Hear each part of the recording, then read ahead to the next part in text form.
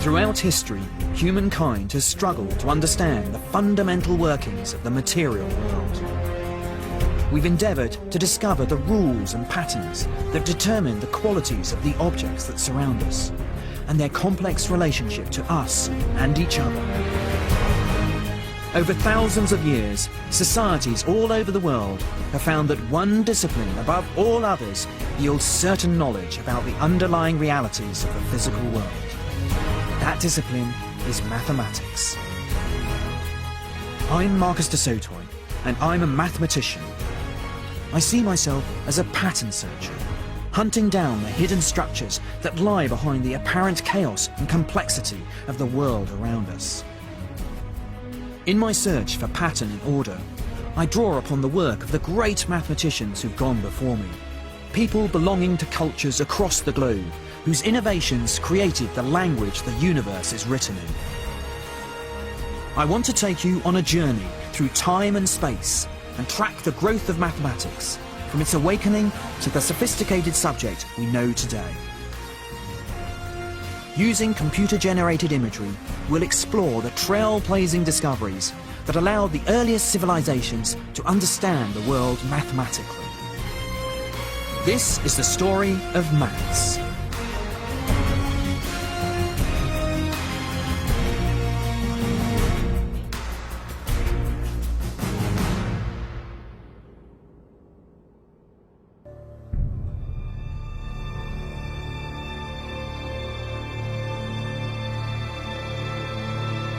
Our world is made up of patterns and sequences. They're all around us. Day becomes night. Animals travel across the earth in ever-changing formations. Landscapes are constantly altering. One of the reasons mathematics began was because we needed to find a way of making sense of these natural patterns. The most basic concepts of maths, space and quantity, are hardwired into our brains. Even animals have a sense of distance and number, assessing when their pack is outnumbered and whether to fight or fly, calculating whether their prey is within striking distance. Understanding maths is the difference between life and death. But it was man who took these basic concepts and started to build upon these foundations. At some point, humans started to spot patterns, to make connections, to count, and to order the world around them. And with this, a whole new mathematical universe began to emerge.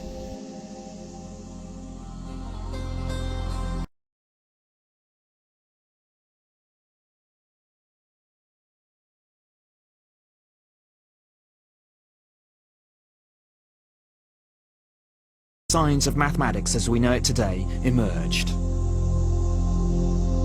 People abandoned nomadic life and began settling here as early as 6000 BC. The conditions were perfect for farming.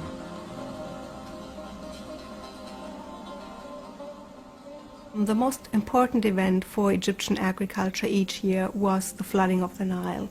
So this was used as a marker to start each new year. Egyptians did record what was going on over periods of time. So in order to establish a calendar like this, you need to count how many days, for example, happened in between lunar phases, or how many days happened in between two floodings of the Nile.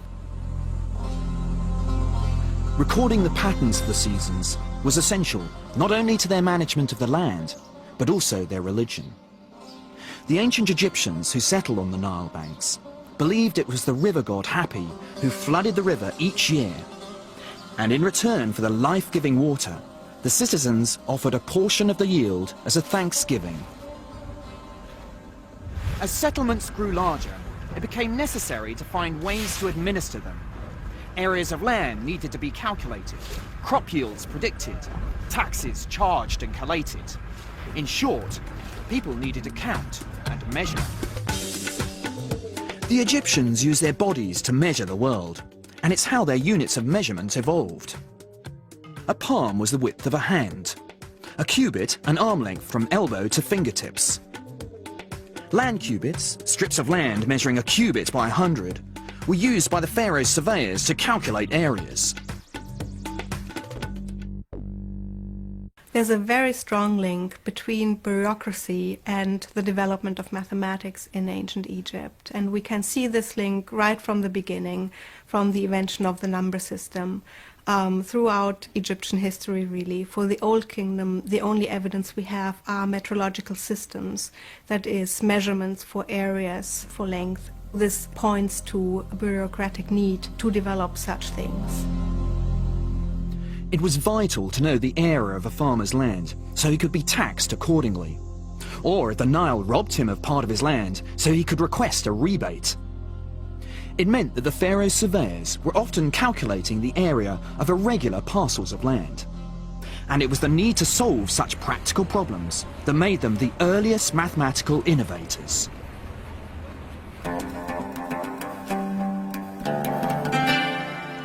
The Egyptians needed some way to record the results of their calculations.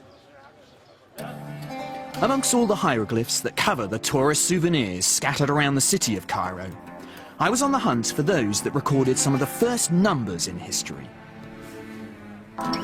They were difficult to track down. But I did find them in the end. The Egyptians were using a decimal system, motivated by the 10 fingers on our hands. The sign for 1 was a stroke, 10 a heel bone, 100 a coil of rope, and 1,000 a lotus plant. Yeah, how much is this t-shirt? 25. 25? Yes. So that would be 2 knee bones and 5 strokes. Yes. So you're not going to charge me anything up here? Here, 1 million. 1 million? Oh my God. No. Is this 1 million? 1 million. Yeah, that's pretty big. The hieroglyphs are beautiful, but the Egyptian number system was fundamentally flawed. They had no concept of a place value. So 1 stroke could only represent 1 unit, not 100 or 1,000. Although you can write 1,000,000 with just 1 character, rather than the 7 that we use, if you want to write 1,000,000 minus 1, then the poor old Egyptian scribe has got to write 9 strokes, 9 heel bones, 9 coils of rope, and so on, a total of 54 characters. Despite the drawback of this number system, the Egyptians were brilliant problem solvers. We know this because of the few records that have survived. The Egyptian scribes used sheets of papyrus to record their mathematical discoveries. This delicate material made from reeds decayed over time, and many secrets perished with it. But there's one revealing document that has survived. The Rhind mathematical papyrus is the most important document we have today for Egyptian mathematics. We get a good overview of what types of problems the Egyptians would have dealt with in their mathematics. We also get explicitly stated how multiplications and divisions were carried out. The papyri show how to multiply 2 large numbers together. But to illustrate the method, let's take 2 smaller numbers. Let's do 3 times 6. The scribe would take the first number 3 and put it in one column. In the second column, he would place the number 1. Then he would double the numbers in each column. So 3 becomes 6, and 6 would become 12.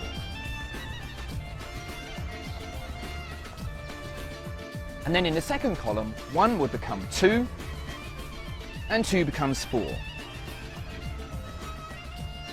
Now here's the really clever bit. The scribe wants to multiply 3 by 6. So he takes the powers of 2 in the second column, which add up to 6. So that's 2 plus 4. Then he moves back to the first column and just takes those rows corresponding to the 2 and the 4. So that's 6 and the 12. He adds those together to get the answer of 18. But for me, the most striking thing about this method is that the scribe has effectively written that second number in binary.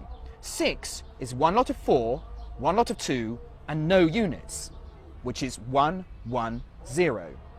The Egyptians have understood the power of binary over 3,000 years before the mathematician and philosopher Leibniz would reveal their potential. Today, the whole technological world depends on the same principles that were used in ancient Egypt. The Rhine Papyrus was recorded by a scribe called Ahmes around 1650 BC, and its problems are concerned with finding solutions to everyday situations. Several of the problems mention bread and beer, which isn't surprising as Egyptian workers were paid in food and drink. One is concerned with how to divide 9 loaves equally between 10 people without a fight breaking out. I've got 9 loaves of bread here. I'm going to take 5 of them and cut them into halves. Of course, 9 people could shave a 10th off their loaf and give the pile of crumbs to the 10th person.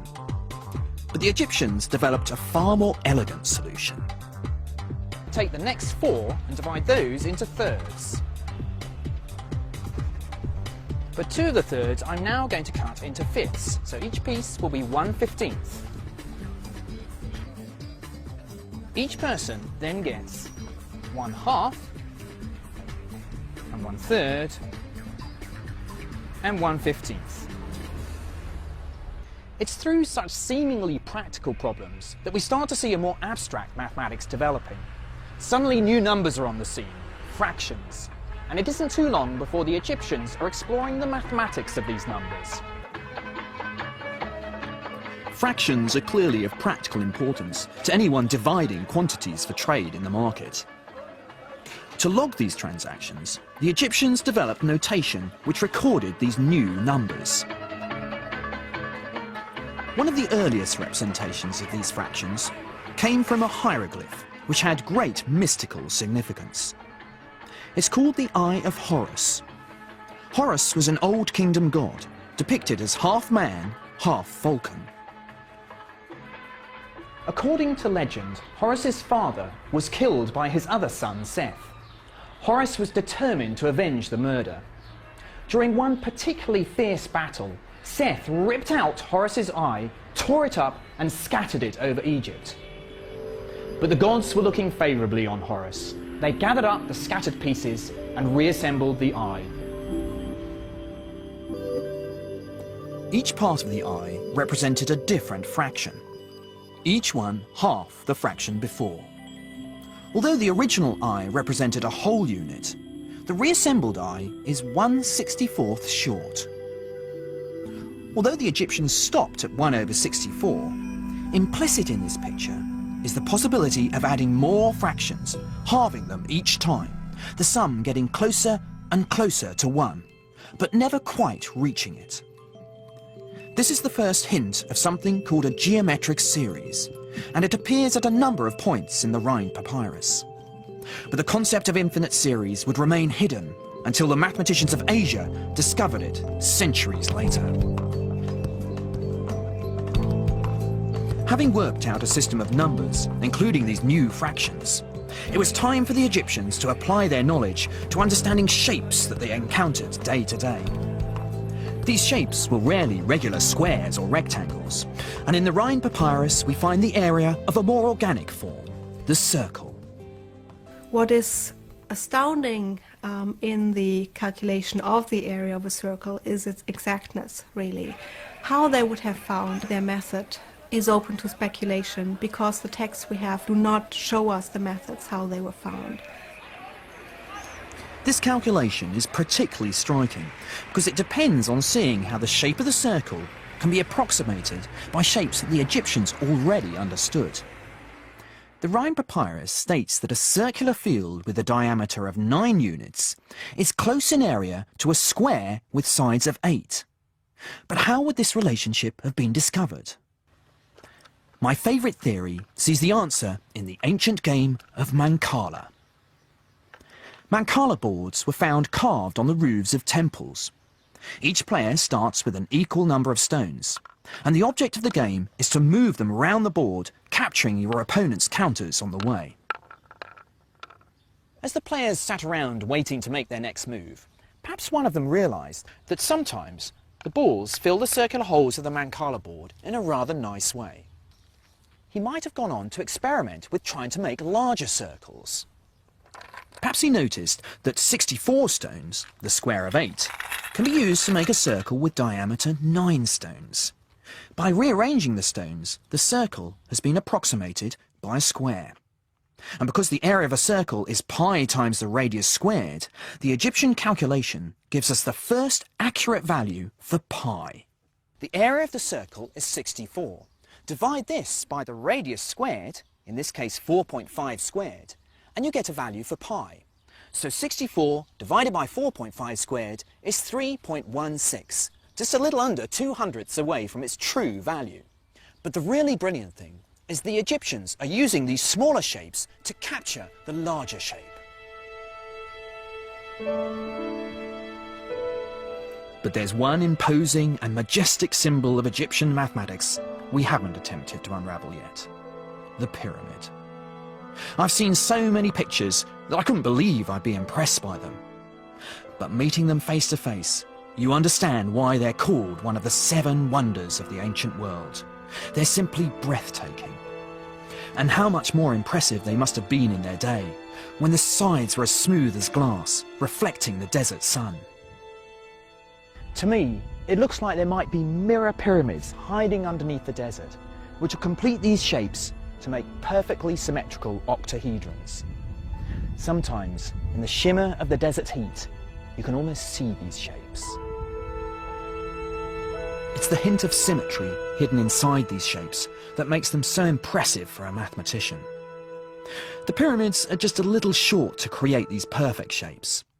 But some have suggested that another important mathematical concept might be hidden inside the proportions of the Great Pyramid: the golden ratio. 2 lengths are in the golden ratio if the relationship of the longest to the shortest is the same as the sum of the 2 to the longest side. Such a ratio has been associated with the perfect proportions one finds all over the natural world, as well as in the work of artists, architects and designers for millennia. Whether the architects of the pyramids were conscious of this important mathematical idea, or were instinctively drawn to it because of its satisfying aesthetic properties, we'll never know. For me, the most impressive thing about the pyramids is the mathematical brilliance that went into making them, including the first inkling of one of the great theorems of the ancient world, Pythagoras' theorem. In order to get perfect right-angled corners on their buildings and pyramids, the Egyptians would have used a rope with knots tied in it. At some point, the Egyptians realised that if they took a triangle with sides marked with 3 knots, 4 knots and 5 knots, it guaranteed them a perfect right angle. This is because 3 squared plus 4 squared is equal to 5 squared. So we've got a perfect Pythagorean triangle. In fact, any triangle whose sides satisfy this relationship will give me a 90-degree angle. But I'm pretty sure that the Egyptians hadn't got this sweeping generalisation of their 3-4-5 triangle. We would not expect to find a general proof because this is not the style of Egyptian mathematics. Every problem was solved using concrete numbers, and then if a verification would be carried out at the end, it would use the result and these concrete given numbers. There's no general proof within the Egyptian mathematical texts. It would be some 2,000 years before the Greeks and Pythagoras would prove that all right-angled triangles shared certain properties. This wasn't the only mathematical idea that the Egyptians would anticipate. In a 4,000-year-old document called the Moscow Papyrus, we find a formula for the volume of a pyramid with its peak sliced off, which shows the first hint of calculus at work. For a culture like Egypt that is famous for its pyramids, you would expect problems like this to have been a regular feature within their mathematical texts. The calculation of the volume of a truncated pyramid is one of the most advanced bits, according to our modern standards of mathematics, that we have from ancient Egypt. The architects and engineers would certainly have wanted such a formula to calculate the amount of materials required to build it. But it's a mark of the sophistication of Egyptian mathematics that they were able to produce such a beautiful method.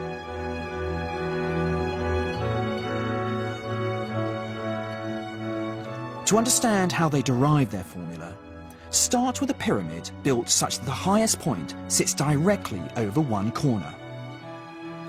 3 of these can be put together to make a rectangular box. So the volume of the skewed pyramid is 1/3 the volume of the box. That is, the height times the length times the width divided by 3. Now comes an argument which shows the very first hints of the calculus at work, thousands of years before Gottfried Leibniz and Isaac Newton would come up with the theory. Suppose you could cut the pyramid into slices.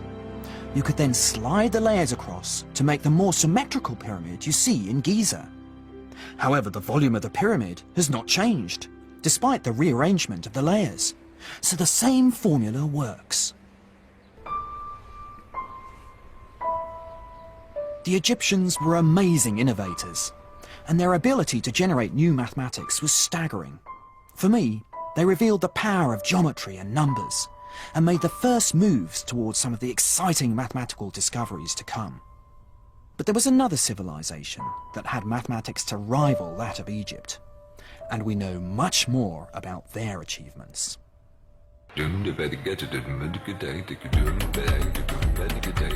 This is Damascus, over 5,000 years old and still vibrant and bustling today. It used to be the most important point on the trade routes linking old Mesopotamia with Egypt. The Babylonians controlled much of modern-day Iraq, Iran and Syria from 1800 BC. In order to expand and run their empire, they became masters of managing and manipulating numbers. We have law codes, for instance, that tell us about the way society is ordered. Now, the people we know most about are the scribes, the professionally literate and numerate people who kept the records for the wealthy families and for the temples and palaces. Scribe schools existed from around 2500 BC. Aspiring scribes were sent there as children and learned how to read, write and work with numbers.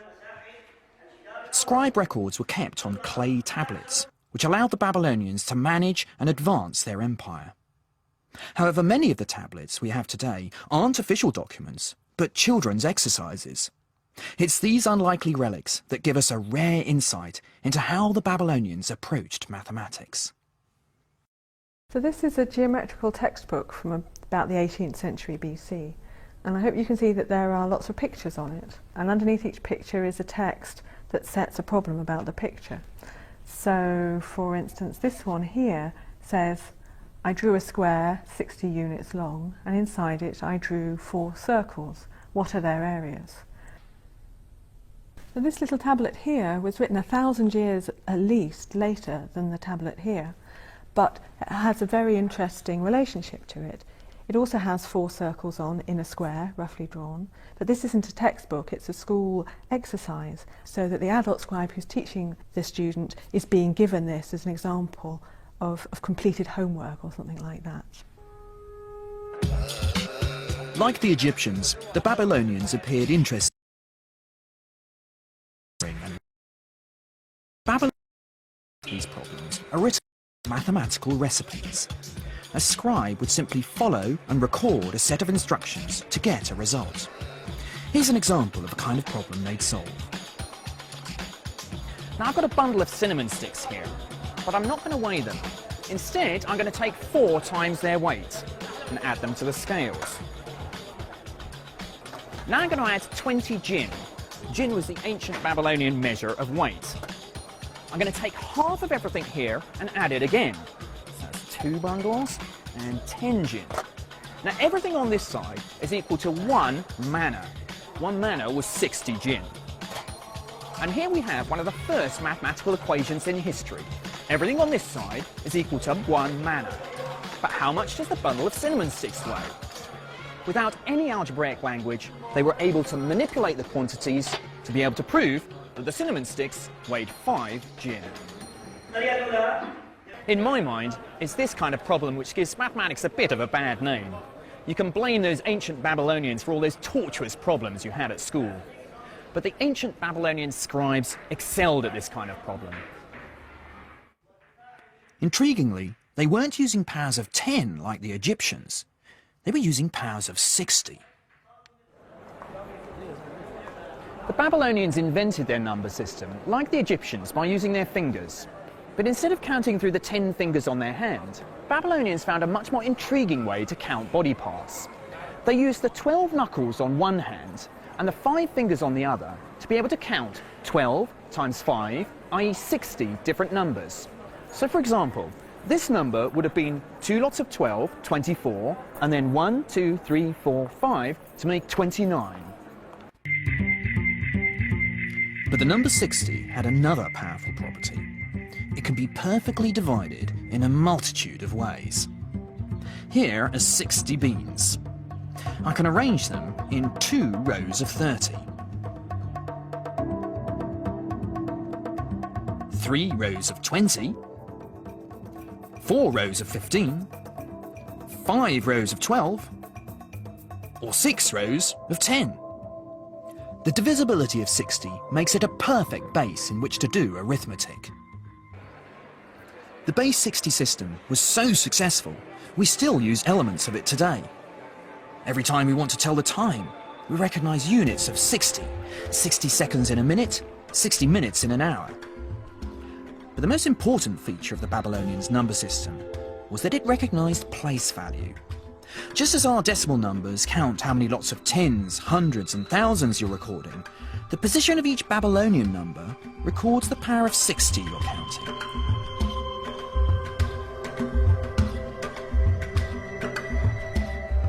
Instead of inventing new symbols for bigger and bigger numbers, they would write 111, so this number would be 3,661.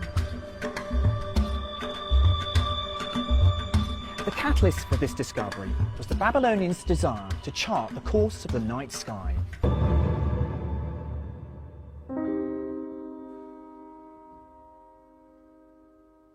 The Babylonians' calendar was based on the cycles of the moon, and so they needed a way of recording astronomically large numbers. Month by month, year by year, these cycles were recorded. From about 800 BC, there were complete lists of lunar eclipses. The Babylonian system of measurement was quite sophisticated at that time. They had a system of angular measurement, 360 degrees in a full circle. Each degree was divided into 60 minutes. A minute was further divided into 60 seconds. So they had a regular system for measurement, and it was in perfect harmony with their number system. So it's well suited not only for observation, but also for calculation. But in order to calculate and cope with these large numbers, the Babylonians needed to invent a new symbol. And in so doing, they prepared the ground for one of the great breakthroughs in the history of mathematics: 0. In the early days, the Babylonians, in order to mark an empty place in the middle of a number, would simply leave a blank space. So they needed a way of representing nothing in the middle of a number. So they used a sign as a sort of breathing mark or a punctuation mark, and it comes to mean 0 in the middle of a number. This was the first time 0 in any form had appeared in the mathematical universe. But it'd be over 1,000 years before this little placeholder would become a number in its own right.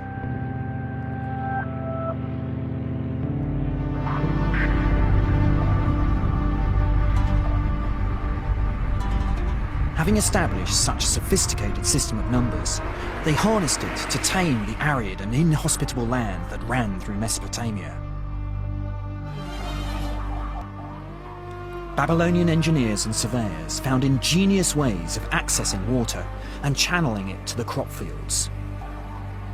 Yet again, they used mathematics to come up with solutions.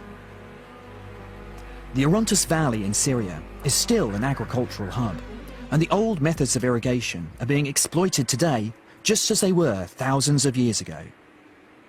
Many of the problems in Babylonian mathematics are concerned with measuring land, and it's here we see for the first time the use of quadratic equations, one of the greatest legacies of Babylonian mathematics. Quadratic equations involve things where the unknown quantity you're trying to identify is multiplied by itself. We call this squaring because it gives the area of a square.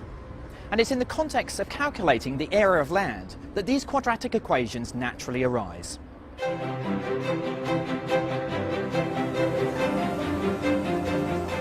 Here's a typical problem. If a field has an area of 55 units, and one side is 6 units longer than the other, how long is the shorter side? The Babylonian solution was to reconfigure the field as a square. Cut 3 units off the end, and move this round. Now, there's a 3x3 piece missing, so let's add this in. The area of the field has increased by 9 units. This makes the new area 64, so the size of the square are 8 units. The problem solver knows that they've added 3 to this side, so the original length must be 5. It may not look like it, but this is one of the first quadratic equations in history. In modern mathematics, I would use the symbolic language of algebra to solve this problem. But the amazing feat of the Babylonians is that they were using these geometric games to find the value, without any recourse to symbols or formulas. The Babylonians were enjoying problem solving for its own sake. They were falling in love with mathematics.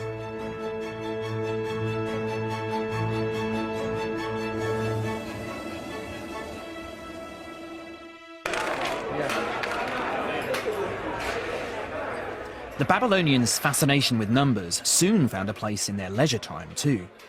They were avid game players. The Babylonians and their descendants have been playing a version of backgammon for over 5,000 years. So the Babylonians played board games, from very posh board games in royal tombs to little bits of board games found in schools, to board games scratched on the entrances of palaces, so that the guardsmen must have played at times when they were bored. And they used dice to move their counters round. People who played games were using numbers in their leisure time to try and outwit their opponent, doing mental arithmetic very fast. And so they were calculating in their leisure time without even thinking about it as being mathematical hard work. Now's my chance. I hadn't played backgammon for ages, but I reckon my maths would be good enough to give me a fighting chance. So 6, and I need to move something, so... But it wasn't as easy as I thought. What the hell is that? Yeah, this is 1, this is 2. Now you're in trouble. So I can't move anything, can I? I can't move these anyway. You cannot move these. You're gonna I've just got to... Oh, gosh. Exactly. There you go. You seem to be... 3 and 4. So Just like the ancient Babylonians, my opponents were masters of tactical mathematics. Yeah. Put it there. All right, good game. The Babylonians are recognized as one of the first cultures to use symmetrical mathematical shapes to make dice. But there is more heated debate about whether they might also have been the first to discover the secrets of another important shape, the right-angled triangle. We've already seen how the Egyptians used a 3-4-5 right-angled triangle. But what the Babylonians knew about this shape, and others like it, is much more sophisticated. This is the most famous and controversial ancient tablet we have. It's called Plimpton 322. Many mathematicians are convinced it shows the Babylonians could well have known the principle regarding right-angled triangles, that the square on the diagonal is the sum of the squares on the sides, and known it centuries before the Greeks claimed it. This is a copy of the arguably most famous Babylonian tablet, which is Plimpton 322. And these numbers here reflect the width or height of a triangle, this being the diagonal. The other side would be over here, and the square of this column plus the square of the number in this column equals the square of the diagonal. They are arranged in an order of steadily decreasing angle on a very uniform basis, showing that somebody had a lot of understanding of how the numbers fit together.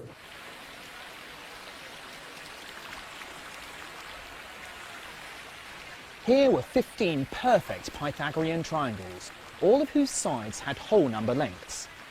It's tempting to think that the Babylonians were the first custodians of Pythagoras' theorem, and it's a conclusion that generations of historians have been seduced by. But there could be a much simpler explanation for the sets of three numbers which fulfill Pythagoras' theorem. It's not a systematic exploration of Pythagorean triples. It's simply a mathematics teacher doing some quite complicated calculations, but in order to produce some very simple numbers in order to set his students problems about right-angled triangles. And in that sense, it's about Pythagorean triples only incidentally. The most valuable clues to what they understood could lie elsewhere. This small school exercise tablet is nearly 4,000 years old and reveals just what the Babylonians did know about right-angled triangles. It uses the principle of Pythagoras' theorem to find the value of an astounding new number. Drawn along the diagonal is a really very good approximation to the square root of 2. And so that shows us that it was known and used in school environments. Now, why is this important? It's because the square root of 2 is what we now call an irrational number. That is, if we write it out in decimals or even in sexagesimal places, it doesn't end. The numbers go on forever after the decimal point. The implications of this calculation are far-reaching. Firstly, it means the Babylonians knew something of Pythagoras' theorem 1,000 years before Pythagoras. Secondly, the fact that they can calculate this number to an accuracy of 4 decimal places shows an amazing arithmetic facility, as well as a passion for mathematical detail. The Babylonians' mathematical dexterity was astounding, and for nearly 2,000 years they spearheaded intellectual progress in the ancient world. But when their imperial power began to wane, so did their intellectual vigour.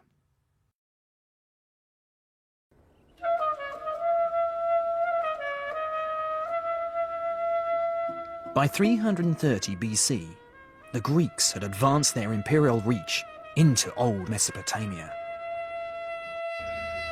This is Palmyra in central Syria, a once great city built by the Greeks.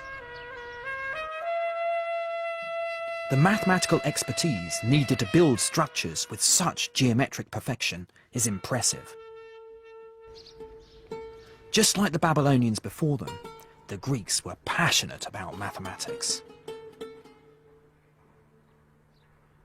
The Greeks were clever colonists. They took the best from the civilizations they invaded to advance their own power and influence. But they were soon making contributions themselves. In my opinion, their greatest innovation was to do with a shift in the mind. What they initiated would influence humanity for centuries. They gave us the power of proof.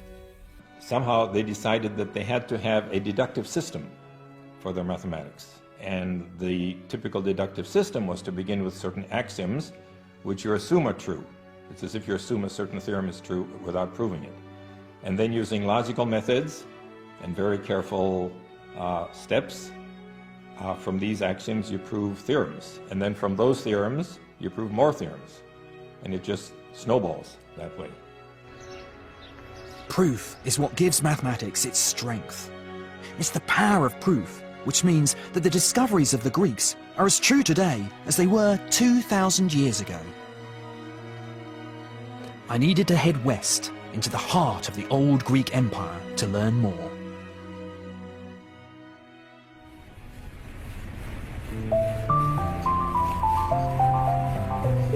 For me, Greek mathematics has always been heroic and romantic. I'm on my way to Samos, less than a mile from the Turkish coast. This place has become synonymous with the birth of Greek mathematics, and it's down to the legend of one man. His name is Pythagoras. The legends that surround his life and work have contributed to the celebrity status he has gained over the last 2,000 years. He's credited, rightly or wrongly, with beginning the transformation from mathematics as a tool for accounting to the analytic subject we recognise today. Pythagoras is a controversial figure. Because he left no mathematical writings, many have questioned whether he indeed solved any of the theorems attributed to him. He founded a school in Samos in the 6th century BC, but his teachings were considered suspect, and the Pythagoreans a bizarre sect. There is good evidence that there were schools of Pythagoreans. They may have looked more like sects than what we associate with philosophical schools, because they didn't just share knowledge, they also shared a way of life. They may have been communal living, and they all seem to have been involved in the politics of their cities. One feature that makes them unusual in the ancient world is that they included women. But Pythagoras is synonymous with understanding something that eluded the Egyptians and the Babylonians: the properties of right-angled triangles.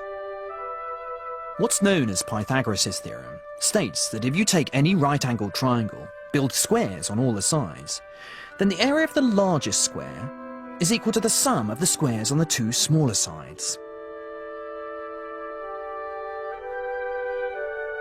It's at this point for me that mathematics is born, and a gulf opens up between the other sciences. And the proof is as simple as it is devastating in its implications. Place 4 copies of the right-angled triangle on top of this surface. The square that you now see has sides equal to the hypotenuse of the triangle. By sliding these triangles around, we see how we can break the area of the large square up into the sum of two smaller squares, whose sides are given by the two short sides of the triangle. In other words, the square on the hypotenuse is equal to the sum of the squares on the other sides. Pythagoras' theorem.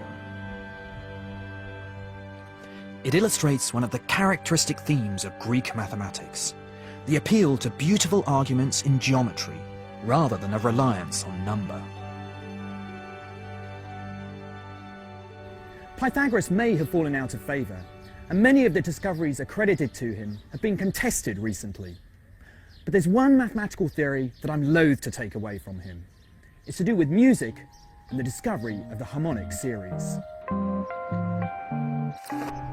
The story goes that walking past a blacksmith's one day, Pythagoras heard anvils being struck and noticed how the notes being produced sounded in perfect harmony. He believed that there must be some rational explanation to make sense of why the notes sounded so appealing. The answer was mathematics.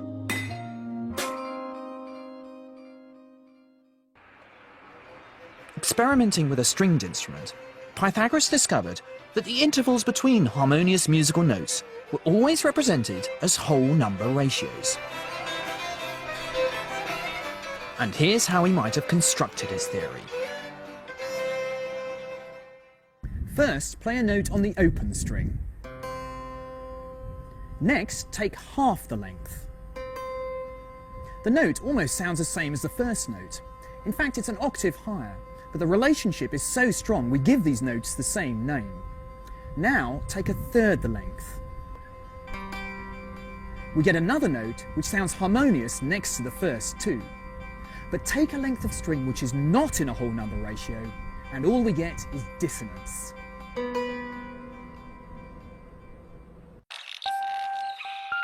According to legend, Pythagoras was so excited by this discovery that he concluded the whole universe was built from numbers.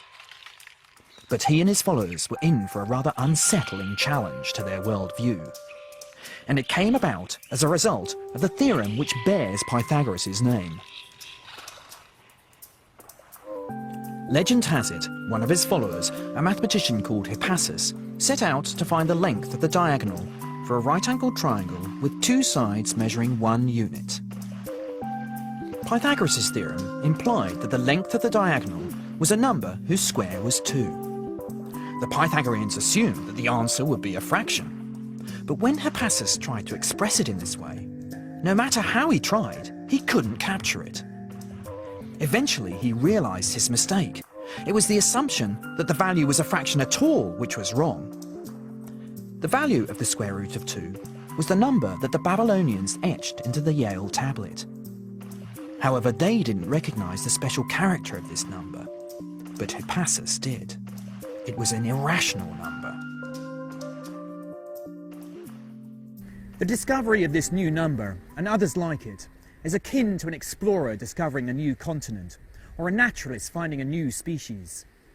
But these irrational numbers didn't fit the Pythagorean worldview.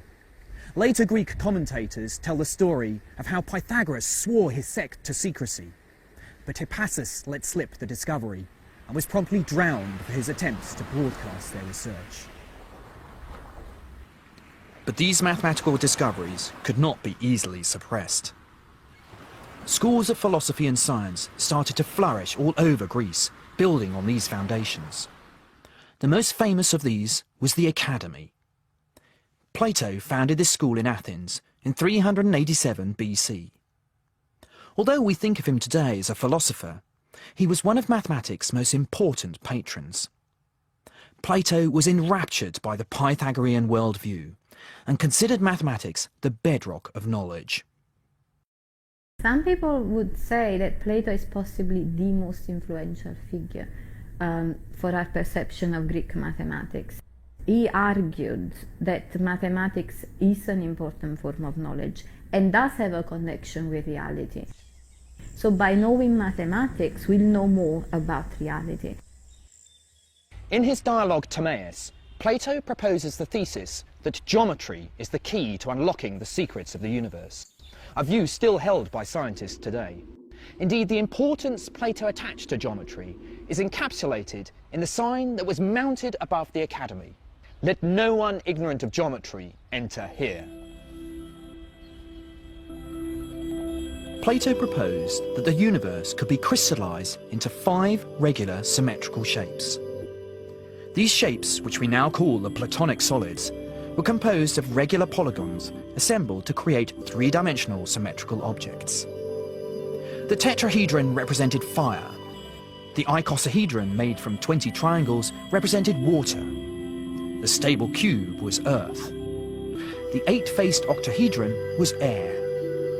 And the 5th Platonic solid, the dodecahedron, made out of 12 pentagons, was reserved for the shape which captured Plato's view of the universe.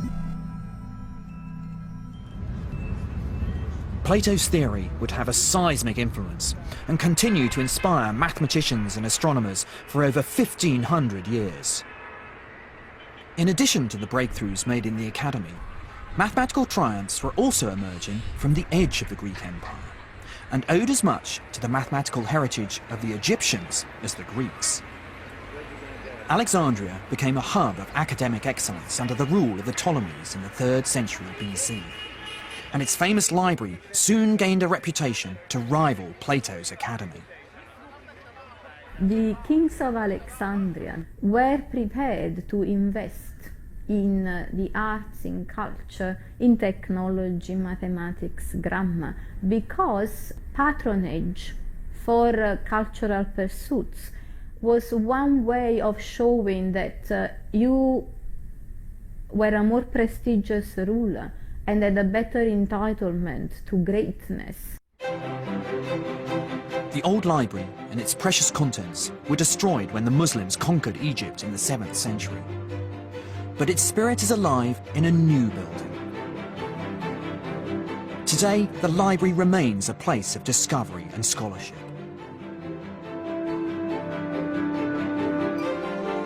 Mathematicians and philosophers flocked to Alexandria, driven by their thirst for knowledge and the pursuit of excellence. The patrons of the library were the first professional scientists, individuals who were paid for their devotion to research. But of all those early pioneers, my hero is the enigmatic Greek mathematician Euclid. We know very little about Euclid's life, but his greatest achievements were as a chronicler of mathematics. Around 300 BC, he wrote the most important textbook of all time, the Elements. In the Elements, we find the culmination of the mathematical revolution which had taken place in Greece. It's built on a series of mathematical assumptions called axioms. For example, a line can be drawn between any 2 points. From these axioms, logical deductions are made and mathematical theorems established. The Elements contains formulas for calculating the volumes of cones and cylinders, proofs about geometric series, perfect numbers and primes. The climax of the Elements is a proof that there are only 5 Platonic solids. For me, this last theorem captures the power of mathematics. It's one thing to build 5 symmetrical solids, quite another to come up with a watertight, logical argument for why there can't be a 6th. The Elements unfolds like a wonderful, logical mystery novel. But this is a story which transcends time. Scientific theories get knocked down from one generation to the next. But the theorems in the Elements are as true today as they were 2,000 years ago.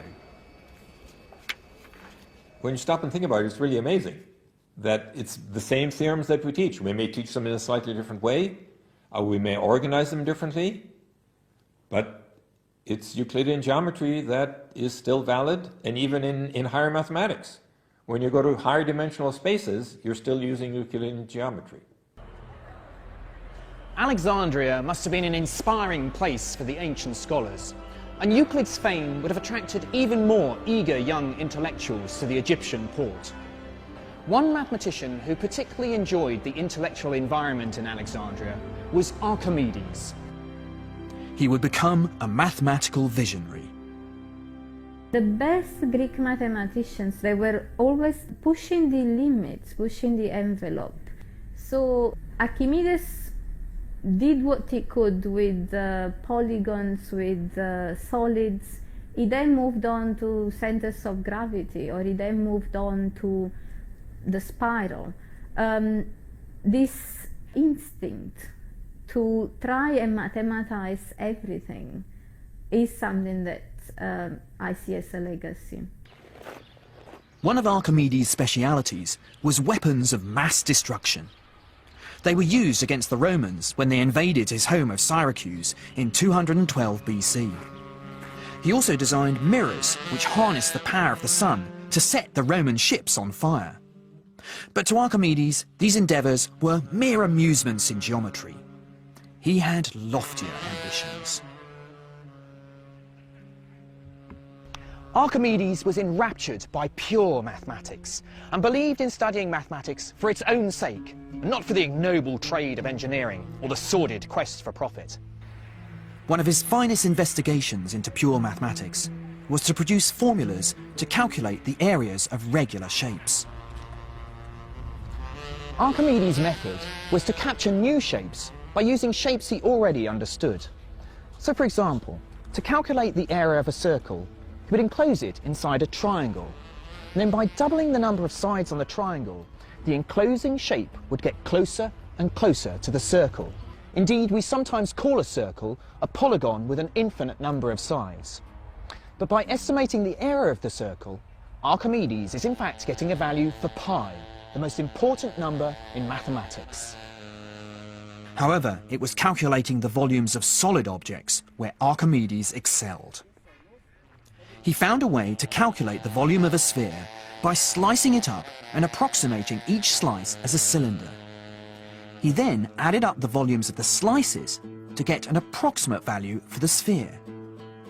But his act of genius was to see what happens if you make the slices thinner and thinner.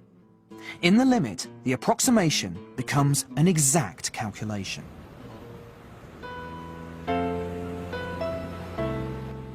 But it was Archimedes' commitment to mathematics that will be his undoing. Archimedes was contemplating a problem about circles traced in the sand when a Roman soldier accosted him. Archimedes was so engrossed in his problem that he insisted he'd be allowed to finish his theorem. But the Roman soldier was not interested in Archimedes' problem and killed him on the spot. Even in death, Archimedes' devotion to mathematics was unwavering.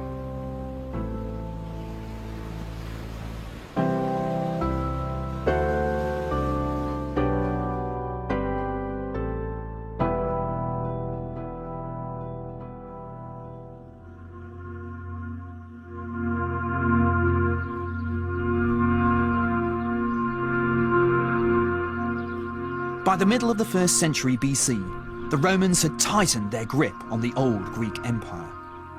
They were less smitten with the beauty of mathematics and were more concerned with its practical applications. This pragmatic attitude signalled the beginning of the end for the great library of Alexandria.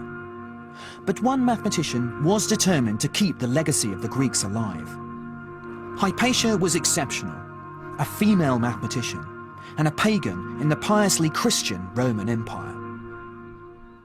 Hypatia was very prestigious and very influential in her time. She was a teacher with a lot of students, a lot of followers. She was politically influential in Alexandria. So it's this combination of high knowledge and high prestige that may have made her a figure of hatred for the Christian mob.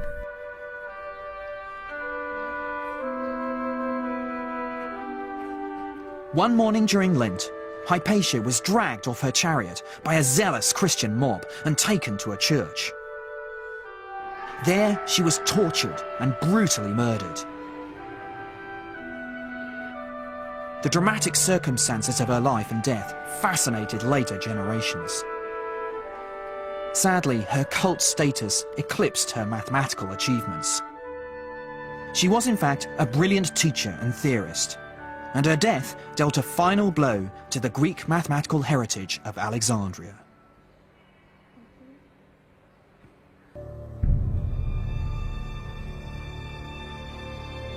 My travels have taken me on a fascinating journey to uncover the passion and innovation of the world's earliest mathematicians. It's the breakthroughs made by those early pioneers of Egypt, Babylon and Greece that are the foundations on which my subject is built today. But this is just the beginning of my mathematical odyssey. The next leg of my journey lies east in the depths of Asia, where mathematicians scaled even greater heights in pursuit of knowledge. With this new era came a new language of algebra and numbers, better suited to telling the next chapter in the story of maths. You can learn more about the story of maths with the Open University at open2.net.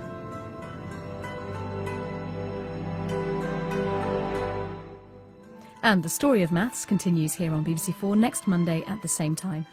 Next tonight, British novelists become agents of provocation as they describe a time when nothing was sacred, in their own words.